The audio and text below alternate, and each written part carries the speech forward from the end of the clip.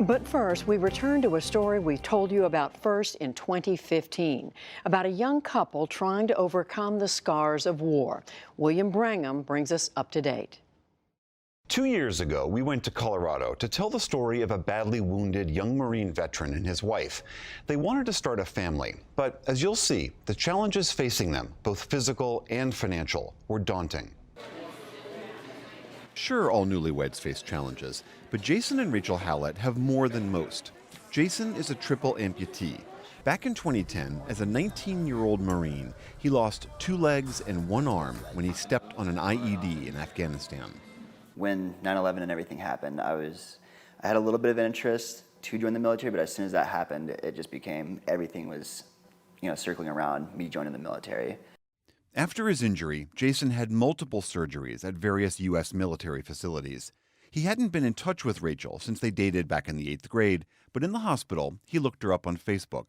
He sends me this friend request a couple years after I'd kind of given up, and then when I saw what had happened, I just started crying and messaged him right away, and I was like, well, we have a lot to catch up on. Facebook led to phone calls, which led to a visit, and then a wedding day. When we first met them, they were living in Windsor, Colorado. Jason was studying to be a certified financial planner. Rachel babysat local kids to make extra money, but her full-time job really was caring for Jason. She got a small stipend from the VA for that work. What the Halletts wanted most was to start a family, but there was a problem. Just tons of shrapnel everywhere throughout his body. Still in your body today. Yep, so basically one of the pieces had actually connected itself to one of my testicles. And so now I have to take testosterone injections basically to get me back to normal. And with that, one of the side effects is it basically kills the sperm off. And then the other ones Tasha will teach you today how to mix. In order to conceive a child, the Halletts' only option was to try IVF, in vitro fertilization. IVF is expensive. It typically costs about $12,000 to $13,000 per try, and the first try often doesn't work, so the bills can stack up. But unlike all the other medical treatment related to Jason's war injuries, the VA does not cover IVF for wounded vets, so the Halletts were paying for this themselves. In 1992, Congress passed a law that led to the VA banning IVF coverage. There were concerns over costs, which are estimated to be about $500 million over 5 years. There were also reports that anti-abortion groups who disapprove of IVF didn't want it funded. What that meant was that for the estimated 1,800 veterans like Jason, they also have to spend tens of thousands of dollars of their own money to get pregnant and start a family. Democratic Senator Patty Murray wanted that to change. She authored a bill that would lift the IVF ban. But for years, her efforts had been blocked. To me, when someone goes off to fight the war for us, a man or a woman, we have an obligation as a country to make them whole again, as whole as we can. It's very angering, and it brings a lot of resentment towards my active service and stuff. I don't regret joining the Marine Corps, but the simple fact is they told us that we'd be taken care of when we got injured, and I guarantee that if it was, a congressman's kid, they would be doing everything they can to make it happen. It's hard to know that he would protect them and he would give up all of this for them, and they will not take just a little bit of time to try to fix this issue that we're having. Once we know actual dates. So when we left, the Halletts had just begun the first of their costly fertility treatments. So that was the end of 2015. Since then, Senator Murray's bill still has not come up for a vote, but last December, Congress did authorize the VA to pay for in vitro services for a 2-year period. This fix didn't occur in time to help Jason and Rachel Hallett. As you'll see, soon after we left, a young photographer picked up their story and has been documenting their life ever since. Kirsten Leobitzer was taking Intro to Photography at college, and she had an idea for her class project. The idea came from her mom. She was a nurse at an IVF center, and she'd told Kirsten about the tough times couples often go through when they're trying to conceive a child. I said, can you please find me a couple who might be interested in allowing me to tag along for their story? And then after Jason and Rachel Hallett, who were just a few weeks into their IVF process at the same clinic, said yes. So you'll be on birth control pills? I was asking them to be involved in the most intimate one of the most intimate things people can go through. And normal, able-bodied couples who are dealing with infertility have enough insecurities and difficulties that they're dealing with already. But when you're dealing with a triple amputee as well, and his caregiver, it's a whole other level of sensitivity training, honestly.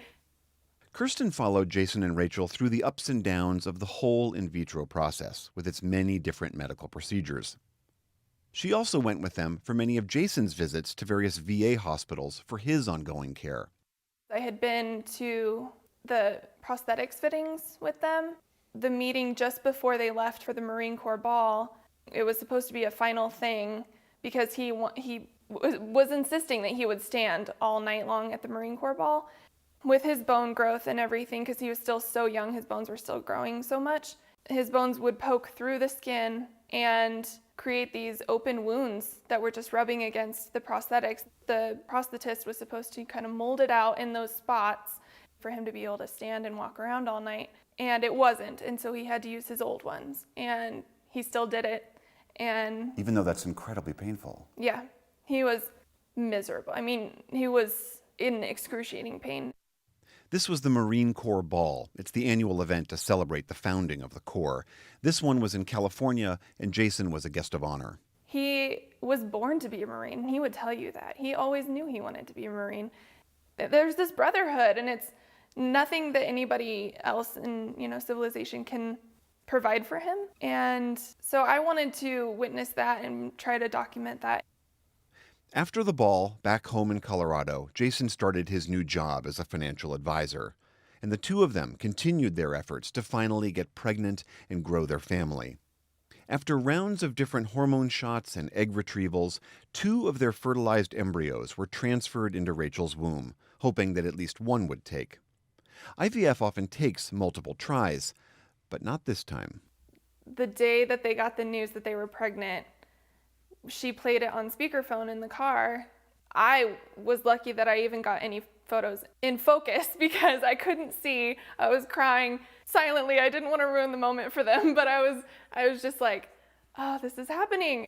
Everything kind of settled down after she stopped playing it, and she looked back at me and was just like, "You're crying." And I said, "I know, how can I not? I'm a human." And it turned out that both embryos had implanted. Jason and Rachel were going to have twins. Kirsten says that at first she worried that for a young couple who already had challenges, suddenly doubling the size of their family could be too much. Before I really knew them, I was thinking this is a tall order for one woman, honestly. She's the caregiver for Jason already. Right. I mean, you have to be a strong person to go into it knowing how much more difficult everything will be.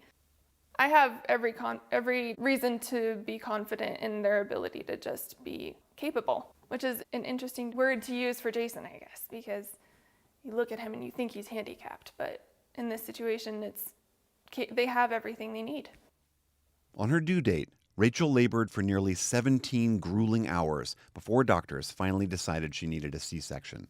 I mean, there were so many difficulties. They couldn't get the epidural needle in between her vertebrae because she was so huge she couldn't bend forward, and she was screaming, and Jason was as calm and strong as anybody could have possibly been. He was saying things like, "This is everything we've wanted. This is everything we've wanted. You know that you're strong enough to do this." The strength shown between the two of them in that situation was monumental.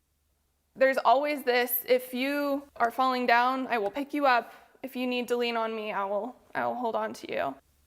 In a literal sense, in a metaphorical sense, and that's what I took from the 1.5 years of photographing them in so many different situations. After a short stint in the neonatal intensive care unit, Jason Jr. came home. Same with his sister Marina. They're both well and healthy and doing just fine. When I first started this project, I was thinking, so it's finished when they have the babies. I'm ready for my close-up. I realized that their story's never over. I want to be there to take photos when the babies graduate from high school or college and when they get married. What's he doing? Luckily, they're open to that, and I've been invited to be a part of such an amazing story. For the PBS NewsHour in Windsor, Colorado, I'm William Brangham.